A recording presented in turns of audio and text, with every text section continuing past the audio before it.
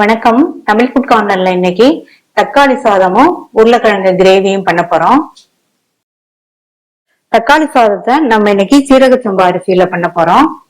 அதுக்கு 1.5 கப் சீரக சம்பா அரிசிய இந்த பவுல்ல சேர்த்துட்டு இத வாஷ் பண்ணிட்டு 15 நிமிஷம் ஊற வச்சுக்கலாம். நம்ம இன்னைக்கு தக்காளி சாதத்தை குக்கர்ல பண்ண போறோம். இந்த சாதத்துக்கு நம்ம ஸ்பைசஸ் எல்லாம் எதுவும் சேர்க்காம பண்ண போறோம். டேஸ்ட் ரொம்ப சூப்பரா இருக்கும். நீங்களும் இதே மாதிரி ஒரு தடவை ட்ரை பண்ணி பாருங்க. இந்த குக்கர்ல 2 டேபிள் ஸ்பூன் எண்ணெய் சேர்க்கிறேன். எண்ணெய் சூடாயிடுச்சு. 1/2 டீஸ்பூன் கடுகு, 1/2 டீஸ்பூன் சோம்பு, இதுல ஒரு பெரிய சைஸ் பெரிய வெங்காயத்தை இந்த மாதிரி ஸ்லைசஸா கட் பண்ணி சேர்க்கிறேன். கூடவே கொஞ்சம் கருவேப்பிலை சேர்த்துட்டு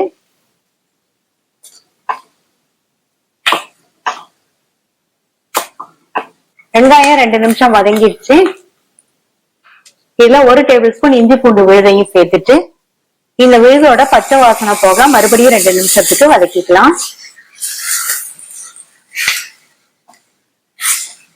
இஞ்சி பூண்டு விழுது வதங்கிட்டு இருக்கும் போதே இதுல 2 பச்சை மிளகாவை கீரி சேர்த்து வதக்கிக்கலாம்.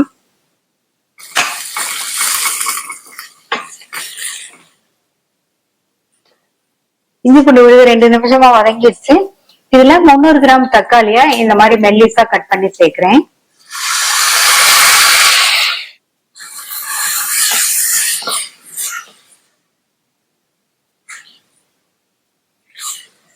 தக்காளிய லைட்டா ஒரு வதக்கிட்டு இது கூட 1/4 டீஸ்பூன் மஞ்சள் தூள், 1 டேபிள் ஸ்பூன் தனி மிளகாய் தூள், 1/2 டேபிள் ஸ்பூன் கொத்தமல்லி தூள், இந்த தக்காளி மசாலாக்கு தேவையான அளவு உப்பு சேர்க்கிறேன். அப்புறமா அரிசி சேர்க்கும் போது அரிசிக்கு தேவையான அளவு உப்பு சேர்த்துக்கலாம்.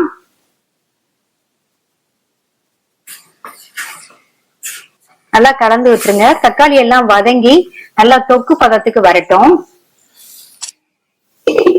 மூடி வச்சிடலாம். இடையில ஓபன் பண்ணி பார்த்து நல்லா வதக்கி விட்டுக்கங்க. தக்காளி எல்லாம் வதங்கி நல்லா தொக்கு பதத்துக்கு வந்துருச்சு பாருங்க. இப்ப அரிசி 15 நிமிஷமா நல்லா ஊறிடுச்சு. தண்ணிய கம்ப்ளீட்டா வடிச்சிட்டு இதுல சேர்க்கிறேன். இப்ப தண்ணி சேர்க்கணும். 1 பங்கு அரிசிக்கு 1.5 பங்கு தண்ணி சேர்க்கணும். நம்ம 1.5 கப் அரிசி இருக்கிறதுனால இதுக்கு 2.25 கப்பு தண்ணி சரியா இருக்கும். இது பழைய அரிசிங்கிறதுனால 1க்கு 1.5 பங்கு தண்ணி சேர்க்கணும். உங்களுடைய அரிசி புதுசா இருந்ததுன்னா நீங்க 1க்கு 1.25 கப் தண்ணி சேர்த்துக்கங்க. நான் இப்ப இதுல 2.25 கப் தண்ணி சேர்க்கிறேன்.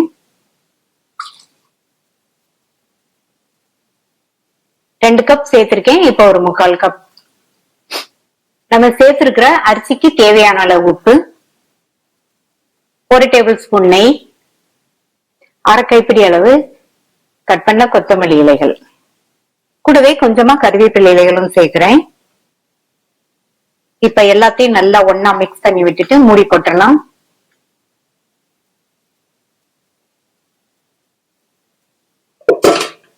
ஸ்டீம் வந்ததுக்கு அப்புறமா வெயிட் போட்டுருங்க. ஸ்டவ் சிம்ல வச்சிருங்க. சிம்லயே ஒரு 6ல இருந்து 7 நிமிஷத்துக்கு வேகட்டும். தக்காளி சாதம் ரெடி ஆயிட்டு இருக்க நேரத்துல நம்ம கிரேவிக்கு உருளைக்கிழங்க வேக வச்சுக்கலாம். 1/4 கிலோ உருளைக்கிழங்க இதுல சேர்க்கிறேன். பெரிய கிழங்கா இருக்கிறதுனால 2ஆ கட் பண்ணி சேர்த்திருக்கேன்.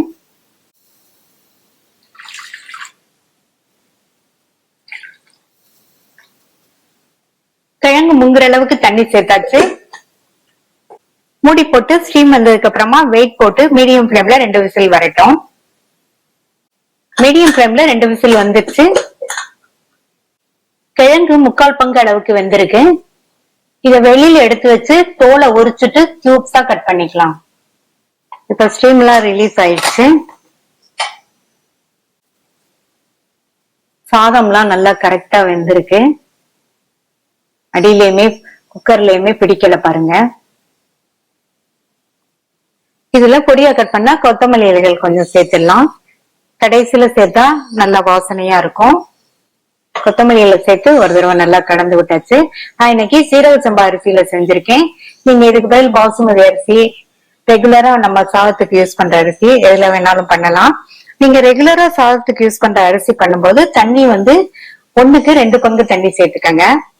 நல்ல சுட சுட சுவையான தக்காளி சாதம் ரெடி ஆயிடுச்சு.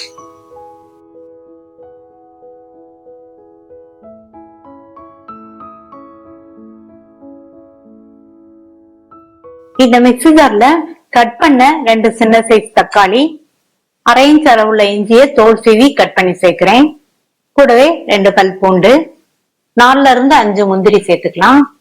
முந்திரிக்கு பதில் நீங்க 1 டீஸ்பூன் கசகசா இருந்தா ஊற வச்சு சேர்த்துக்கங்க. இதுல 2 டேபிள் ஸ்பூன் தேங்காய் துருவல் சேர்த்துட்டு தண்ணி சேர்த்து நைஸா அரைச்சிட்டு வந்துடலாம்.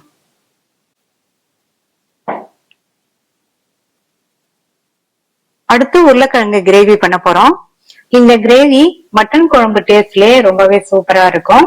அதுக்கு இந்த பேன்ல 1/2 டேபிள் ஸ்பூன் எண்ணெய் சேர்க்கிறேன். எண்ணெய் சூடானதும் இதுல ஒரு சின்ன பீஸ் பட்டை, 1 ஏலக்காய், 1 நட்சத்திரப்பூ, 1/2 டீஸ்பூன் சீரகம், 1/2 டீஸ்பூன் சோம்பு சேர்த்துட்டு கூடவே ஒரு பிரிஞ்சி இலையும் சேர்க்கிறேன். இப்ப ஸ்பைசஸ் எல்லாம் நல்லா பொரிஞ்சு வாசனை வந்துருச்சு. 2 மீடியம் சைஸ் வெங்காயத்தை இந்த மாதிரி பொடியா கட் பண்ணி சேர்த்துட்டு இது கூட ஒரு பச்சை மிளகாவை கீறி சேர்த்துக்கலாம். இந்த வெங்காயம் எல்லாம் லைட்டா அதனுடைய கலர் மாதிரி வதங்கட்டும். இந்த அளவுக்கு லைட்டா கலர் மாறினதும் நம்ம இப்ப அரைச்ச பேஸ்ட் இதுல சேர்த்துடலாம். இது கூட 1/4 டீஸ்பூன் மஞ்சள் தூளும், 1 டேபிள் ஸ்பூன் தனி மிளகாய் தூளும், அப்புறமா 1/2 டேபிள் ஸ்பூன் கொத்தமல்லி தூள் சேர்க்கிறேன். இது கூட 1/2 டீஸ்பூன் கரம் மசாலா தூள்.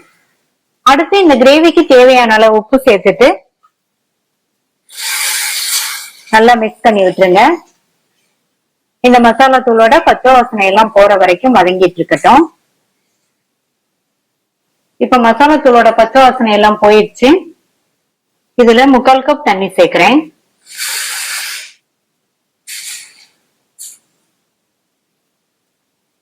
இப்ப இந்த தண்ணி நல்லா கொதிச்சு வரட்டும்.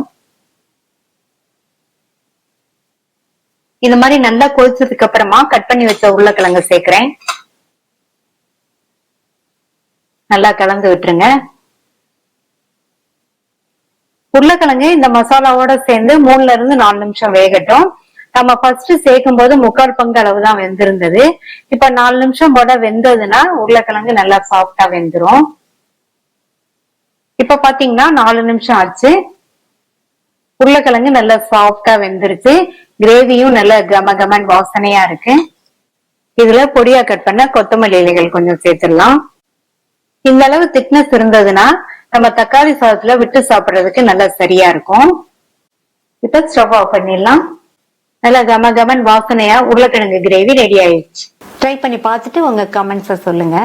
இது வரைக்கும் தமிழ் ஃபுட் கார்னர் சேனலை சப்ஸ்கிரைப் பண்ணாதவங்க சப்ஸ்கிரைப் பண்ணிக்கங்க. தேங்க்யூ.